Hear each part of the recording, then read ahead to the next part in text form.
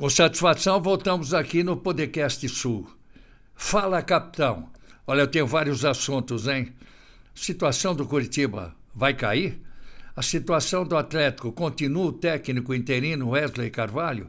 Como estaria a situação, a saúde do presidente Mário Celso Petralha? Está chegando aí o argelino Islam Slimani, que vem para jogar na frente no ataque do Coritiba que está precisando. E tem o Baú, uma conversa que eu vou falar sobre a despedida do Pelé numa transmissão que eu fiz em 1977 pela Rádio Universo. Dá um tempinho, roda aí, roda a nossa vinheta que eu já retorno.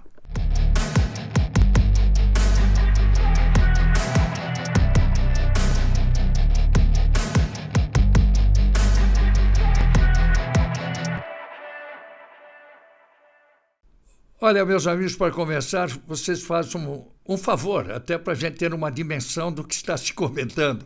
Tem um like aí, like é gostar.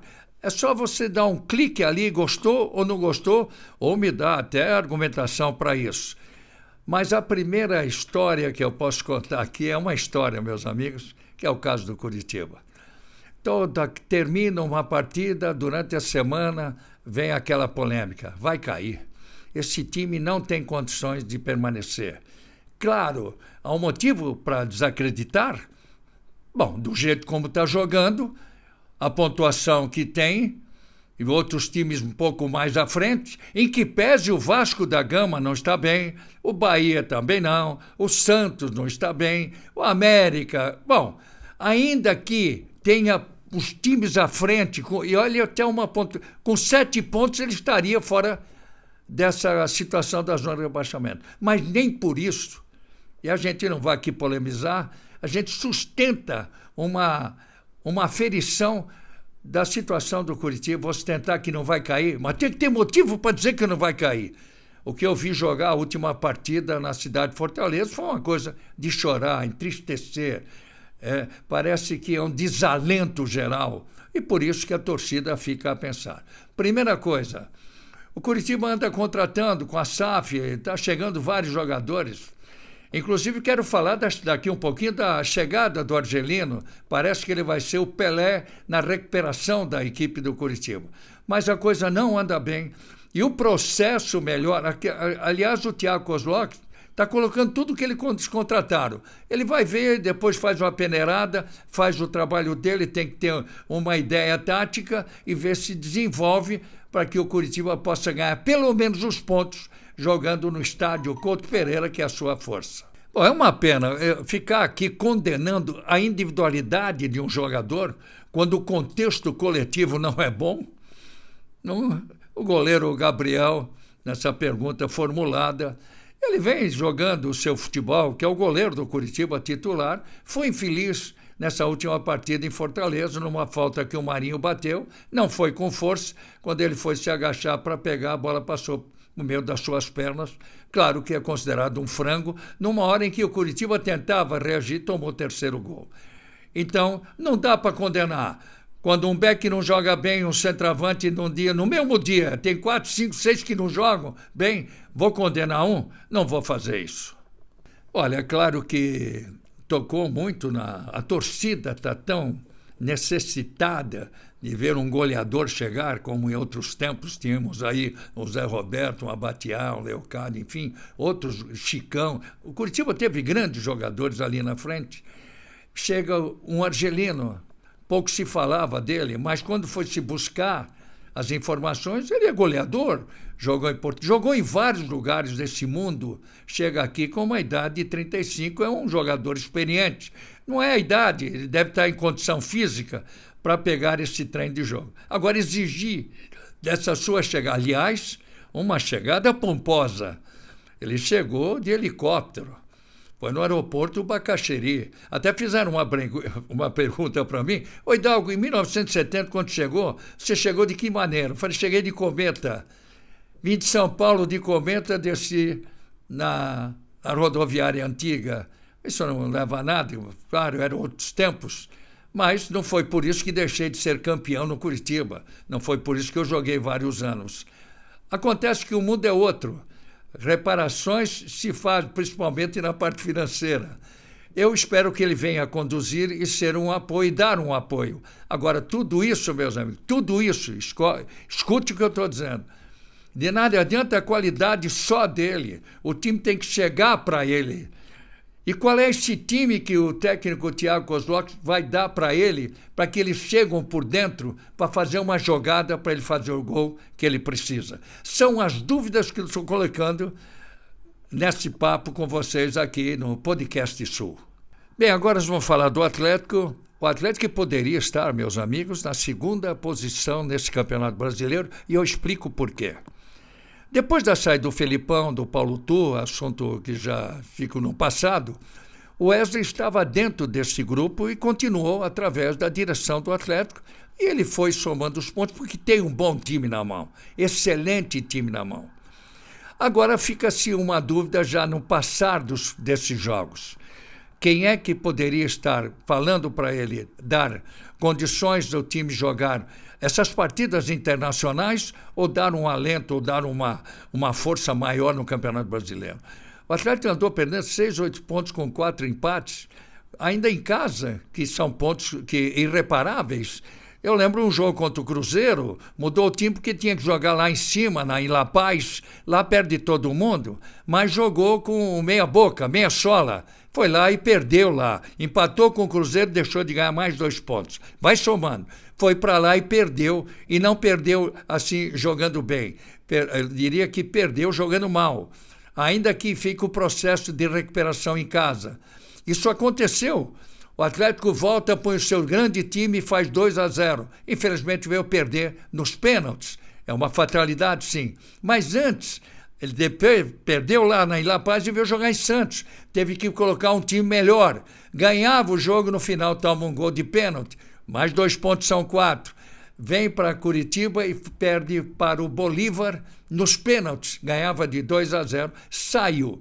E me dá a impressão que o Atlético ele é muito useiro e vezeiro de estar participando em grandes jogos e grandes jornadas. E, de repente, o brasileiro passa a ser, assim, um aspecto de uma classificação de 1º a 6º lugar para disputar a próxima Libertadores, e assim o fez. Acontece que as coisas foram passando, andou empatando em Goiás, ganhava o jogo, tomou um gol no final do jogo, e agora jogando com o Fluminense, teve que desmanchar o time por alguns momentos, alguns jogadores contundidos com cartões, e aí se prejudicou, mas chegou ao empate de 2-2. A torcida, pela primeira vez, porque a torcida do Atlético ele dá o carinho ao seu técnico. A primeira vez ele tomou uma vaia. E isso é uma forma perigosa que eu conheço o Atlético. Agora, há de perguntar nesse bolo, me permitam, que tem o presidente Mário Celso Petralha, que está acamado há muito tempo. Estava, dá a impressão, pelo menos a impressão que passa, e também pelas notícias que ele vem melhorando. E por que o Mário não tomou a iniciativa ainda? Essa é a dúvida, porque quando ele tomar a iniciativa, a gente sabe como ele trabalha. Agora, não dá para o Atlético ficar perdendo esses jogos, tem que voltar a ter o ânimo e tem que dar ao técnico a condição exata, se é ele ou não, ou se ele ouve alguém, porque nesse último jogo ele foi vaiado porque fez uma mudança. Está certo que ele tinha 10 jogadores, e ele fez uma mudança, tirar um atacante para pôr um defensor, e a galera não gostou. Eu falava do Mário, mas eu quero agora reportar diretamente a figura do presidente, aliás, o melhor presidente do Brasil na atualidade. Já há algum tempo, o Clube Atlético Paranaense está muito, muito organizado e tem negociações permanentes lá e cá, enfim, mas não é essa a dúvida. Será que o Mário Celso Petralha volta ao clube? Porque ele está no clube, mas ele não estava com a condição física de poder estar respondendo. Eu acho que ele responde de todas as maneiras, mas dá-se assim um tempo, porque afinal de contas ele está se recuperando. Já nesse final de semana, recebemos aí uma foto de que ele está com a sua filha almoçando num determinado restaurante, é sinal que ele está se recuperando.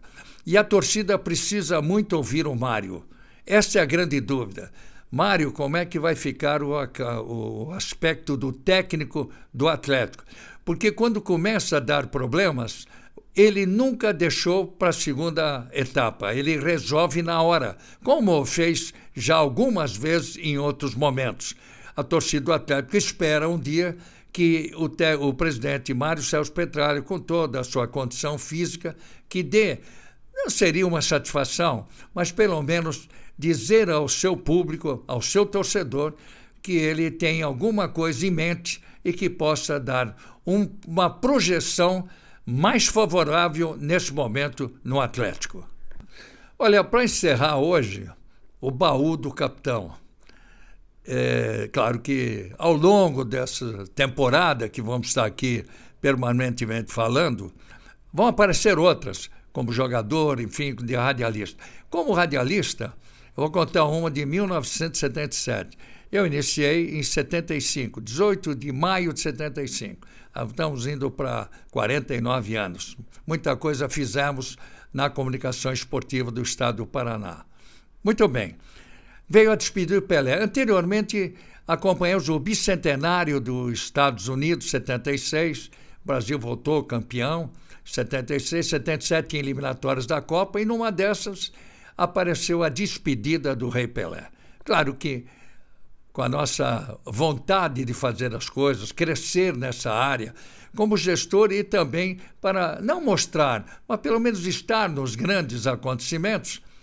Eu estava ao lado do saudoso Lombardi Júnior e numa reunião falamos assim, bom, e o Negrão? O Negrão pode falar, porque lá a gente podia falar naquele tempo, hoje está difícil.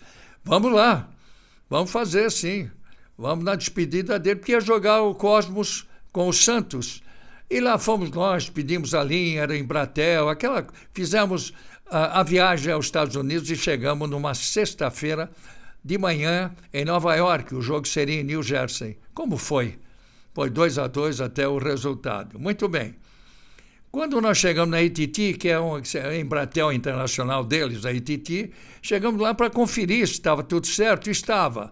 Mas no meio do café, do bolo que nos serviram, fizeram uma pergunta em relação aos direitos que estaria essa partida a proporcionar àqueles que estavam lá para a transmissão do jogo do Pelé. Nós não tínhamos conhecimento. Eu, principalmente, não tinha esse conhecimento. Eu estava numa sexta-feira, Pelé ia jogar sábado, a despedida do Pelé. No sábado, eu à tarde, tomando café e bolo, chegando a uma conclusão de que eu tinha a linha até a ITT, mas não tinha até o estádio, o Giant Stadium, onde foi o jogo. Meu Deus do céu.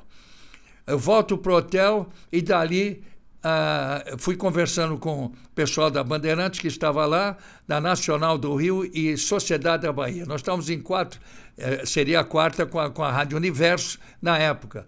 E foi levando eles já credenciados, porque eles tinham pago os direitos. Pagaram os direitos. Aí veio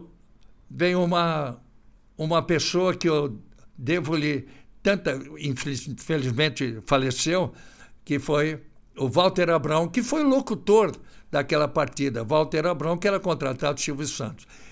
Era do Silvio Santos os direitos. E nessa conversa toda eu estive com a pessoa executiva que estava no mesmo hotel, lá na 46, em Nova York, ficamos trocando ideia. Eles falavam que não tinham condições, porque eles eram funcionários e como é que poderia eu transmitir sem pagar se os outros pagaram. Olha, gente, há de se contar, eu vou tentar contar isso no livro, mas tem muitas outras ações. E chegou no dia do jogo e nós não tínhamos nem a entrada do jogo. Eu tinha que ter a entrada, pelo menos para ser vamos dizer, um torcedor para ver aquela partida. Eu fui comprar 3 ingressos, estava eu, Ayrton Cordeiro e o Lombardi Júnior, fui comprar e paguei um câmbio negro para poder entrar no estádio Giant Stadium. Mas nós estamos com a maleta e subimos lá, enorme, né? Enorme, estádios nos Estados Unidos, enorme, né? Até chegar num portão fechado e como é que eu iria entrar se eu não tinha os direitos? Já estava por ali, onde eu vou transmitir, mas não tinha os direitos. Aí aparece o Walter Abrão, sabedor da situação, desceu e na descida ele falou assim, o que está acontecendo? Não conseguiu, porque no sábado à noite nós conversamos. Falei, não deu certo o que você tinha me dito. Espera um pouquinho. Subiu e desceu. vai lá, fala com o rapaz que está dirigindo aí, o executivo, era o Miguel Vacari Neto, até era um repórter, era um locutor, né? Aí eu subi, estava lá o rapaz para conversar com a gente, fizemos uma reunião, eu falei, como vou pagar, né? Como eu vou pagar isso estando aqui? Estou vendo o estádio aqui um pouquinho entre as equipes, o meu pessoal na rádio está divulgando toda hora, todo momento que nós vamos fazer o jogo da despedida do Pelé, seria um desastre para todos nós. Falei, não tem problema. O Walter Abrão disse o seguinte, eu conheço o capitão Hidalgo, de jogador de muitos anos. Se precisarem, eu sou avalista. O locutor do jogo, Pelé e Santos, na despedida do Pelé, apareceu Walter Abrão, que eu tenho uma satisfação enorme de poder dizer esse registro. Nós estamos totalmente vendidos. Foram 3 promissórias assinadas e ele assinou como avalista e qualquer coisa eu respondo por ele. Ele não conhecia o Lombardi e não conhecia o Ayrton. É claro que na volta o acordo foi feito, foi fechado e foi pago. Um pouquinho desse baú. Mas veja aqui, que drama, hein? Eu começando em 75, abusado, fazendo vários jogos, quando cheguei não tinha direito, tinha que pagar direitos, e no final nós viemos a pagar e não perdemos tempo.